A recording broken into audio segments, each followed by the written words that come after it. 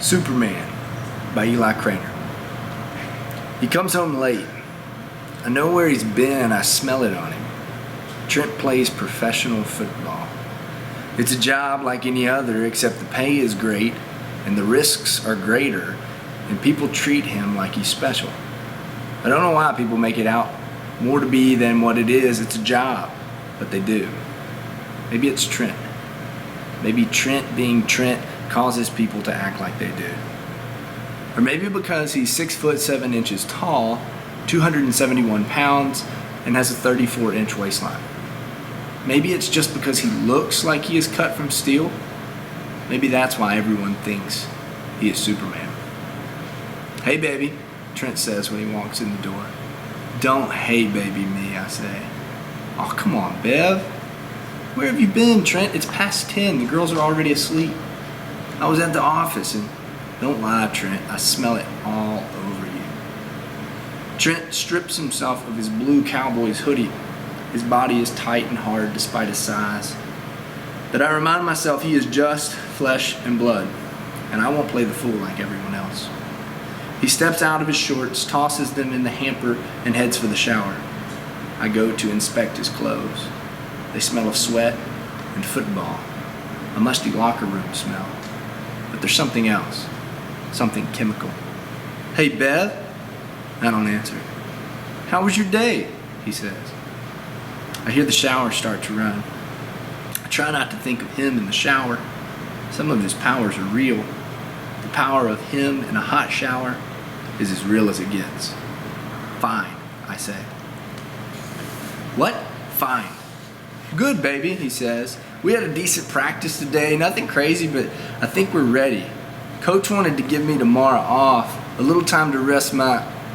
Trent's still talking when I find it. It's smaller than I remember. A skinny white hospital wristband. I jerk it from his jeans pocket. When I rip the shower curtain back, I have to look at the wall to keep from looking at him. "What is this, Trent?" I hold the band out to him. He hangs his head. His great hulking shoulders go limp. He looks like a sad little boy, a far cry from Superman. Still, I try not to look directly at him. "It's them bald heads, Bev," he says. I knew it. I could smell the hospital all over you. He lifts his hands, puts his palms up and out as if he's innocent, but he's not. "Bev, look at me," he says. I do. For the first time in a long time, I do. I look hard and square at every inch of his chiseled abdomen, his bulging pectorals, trapezius muscles nearly touching his earlobes, and those arms, good God, those arms, with his paper-thin skin stretched tight, his veins bulging through like the muscle in a horse's thigh. I want him. I want to jump him right there in the shower. "I'm looking," I say. "You know what it is," he says. "My mom told me, like, as soon as I could walk, said, 'Trent, you are special. To whom much is given, much is expected.' She said it was in the Bible, Bev. I can't just forget that. I mean, look at all we have." He waves his hand up around the enormous tiled shower with the 3 heads spouting the hot, steaming water. The shower's just the beginning. The bathroom's bigger than our first house. Our kitchen could seat the entire Cowboys football team. I love our house. "We worked hard for what we have," I say, "and now you're about to throw it away." "Nah, Bev, nah," he says. "I just can't help it." His phone starts to ring. Eye of the Tiger blares through the bathroom. I don't move. I just stand between him and the phone, waiting to see if he has the balls. "Bev," Trent says. "It's almost 11, Trent, on a Wednesday." "I know, baby, I know."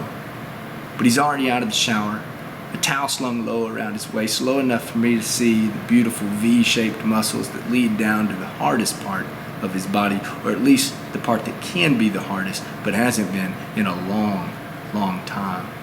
I turn to leave. He says, "Hey, sorry," and I actually stop. But then I realize he's answered the phone. "Sorry, man, I was in the shower," he says. "Yeah, I can be there in 10 minutes. I hear Trent's truck rumble to life. He's gone. I pour myself a glass of wine, bury my nose in a book, and wish for kryptonite. If I had a stick of kryptonite, I would shove it up his ass. On Sunday, the Cowboys win. Trent plays one hell of a game. The announcers even call him Trent Superman Jones. I throw a pillow at the television. He comes home in the afternoon, and I shit you not, he's wearing a cape. A red cape. What the hell, Trent? Oh, Bev, he says. The guys thought this thing was a hoot. Ha, ha, I say, and bare my wine-purpled teeth. But you wore the thing home, Trent. It's funny when they hang it in your locker. It's weird when you wear it home. No, it's just a joke. Look, he says, and takes both edges of the cape, his arms dangling behind him. The fabric billows out red and magnificent. I'm flying, Bev, Trent says, smiling. Flying. We're lying in bed that night, and I'm hoping again. I even put my hand on his thigh. I try to make it seem like an accident, but still my hand rests on his thigh. Trent just keeps changing the channels. He's watching the news, always the news. Every time they show a car wreck, a taped off crime scene, or a bunch of punks acting up, Trent winces and mumbles, somebody should do something about that. Don't even think about it, I say. He doesn't respond. I remove my hand from his thigh and roll over. Later, I hear him slide out of bed. He's wrestling around, then he's standing over me. He kisses my forehead. It's dark in our room, but I know he's wearing it. I catch a flash of red in the light from the hall as he slips out the door. The next morning, I awake in bed alone. He still hasn't come home. I think all the things a wife would think. Strip clubs, whiskey, lipstick on his collar. I think of the devil himself riding atop Trent's magnificent shoulders. Those are all things I could understand, things I could reason with. I cannot, however, understand that red cape. I tear his dresser apart, but the cape is gone. I knew it. 20 minutes later, I hear Trent's truck in the garage. I go to the kitchen to meet him. The door opens slow and quiet. He turns his back to close it, really taking his time, like he's trying to be sneaky. I pray for lipstick and whiskey. Trent, I say. When he turns, I fall to one knee. I've seen Trent beaten. He takes a beating for a living. But this is different. There's a gash under his eye. I swear to God, I can see his cheekbone. The bridge of his nose is swollen thick, with purple bruises rising beneath his skin. Trent's right arm is dangling at his groin like it has come loose. He's dislocated his shoulder 3 times in the past 2 seasons, but this looks worse. He sees me standing there. I know he's surprised, but his face is so beaten, so swollen, nothing registers. Trent starts toward me, but crumples to the floor. I rush to him, lifting his gigantic frame from the floor to my lap. He tenses at my touch. That damn red cape is everywhere around us, like pooled blood on the floor. What happened, I say. He tries to talk but can't. The words get caught in his mouth, caught in his swollen jaw. He gurgles. I run my fingers through his beautiful thick brown hair. He tries again to speak. What, baby? I say. I got him, Bev. I got him. The next 3 weeks are everything I ever wanted. Trent needs me like he's never needed me before. I don't even ask him what happened. It could have been a bar fight or a car wreck. But I know. I know what happened. Coach is proud, but tells him not to come to the field house. Coach sees how hurt he is.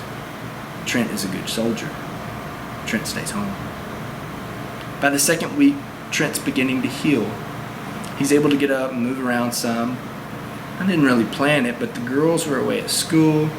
We'd just finished a movie, and I got up to go to the bathroom.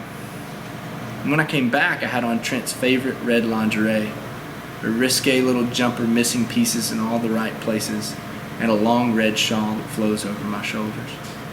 My God, Bev, Trent says when I walk in. And that's all he says. Everything else is taken care of. Everything else is already boiling inside of us. I've forgotten how strong he is. He holds me by the waist, just holds me in midair and smacks his beautiful body against mine. The red shawl hangs behind my shoulders like a cape. It never once touches the floor. I feel like I'm flying. After 3 weeks, Trent is fully recovered. When he finally leaves again, I cry in the bathroom. I've hidden the damn cape though, taken it and hidden it at the bottom of my lingerie drawer. When Trent comes home from practice, I know he's hurting. He says he's just out of shape. I know he's tired. He even lies on the sofa with the girls, just snuggles up and watches television. I try to believe this will last. But then Eye of the Tiger blares from his phone. My blood boils. I want to smash the thing. Trent rises from the sofa, phone in hand. We make eye contact. He stops, and again, I hope. But then he takes the phone and limps into the kitchen. It takes him 3 full steps to stand completely erect. I can't help it. I follow. The CKA, he says into the phone. Yeah, man, I can do my part for the CKA. My face must say it all. He pulls the phone from his ear, the voice on the other line small and distant. The CKA, I say? You can barely walk and you're on the phone talking about the CKA? It's the cancer kids of America, Bev. It's those bald heads. How am I supposed to say no when their heads look like that and mine looks like this? He points to his own head of thick, beautiful hair. Trent, I don't care if it's the cancer kids of America, or if you're out busting the heads of some punks who just robbed a gas station, or whoever else you think needs saving. I want you here. We need you home. I watch his jaw flare, his molars grind. Trent's actually thinking about it. I hold steady, my hand on his hip. The girls need their daddy, I say. He shakes his gigantic head. But these people, Bev, I can help them. I can help everybody. Stay home, Trent, I say, my hand on his bicep now. Be our Superman. It's that last word that does it. I can see the change in his eyes. He leans forward, his breath hot in my ear. I'll be your Superman, he says. We make love again that night, and it's good, really good. We didn't even wait for the girls to go to bed. When we finish, he gets up and says he's going to put them down. He'll read them a story and tuck them in. And I can tell he's excited, so I don't say anything. I hear him thud down the hall calling their names. I bite my lip. Minutes later, he's back, shoulders stooped, head down. They don't read bedtime stories anymore, Bev, he says. Well, that's not entirely... No, Bev, Emma told me she's 13. My God, when did she turn 13? Marley's 10? They don't read stories. They were both on their cell phones. They don't need me. I tried to kiss them on their foreheads, but... Trent, I say, I need you. No, Bev, not like those bald-head kids. Not like that single mom down on Crenshaw. Not like that homeless man with one leg. They need me, he says. He's blubbering now. Big juicy tears streaming down his cheek like he has the most powerful tear ducts in the world. Trent puts his head into the pillow and cries. I can't watch. I go straight for my lingerie drawer. The red cape. I leave it there on the foot of the bed as I walk out the door. He doesn't move from the pillow. He doesn't see what I have given him. But tonight, after he watches the news alone, after he hears about the rape and the murder, all the evil in the world, he will rise from the bed and see what I've left.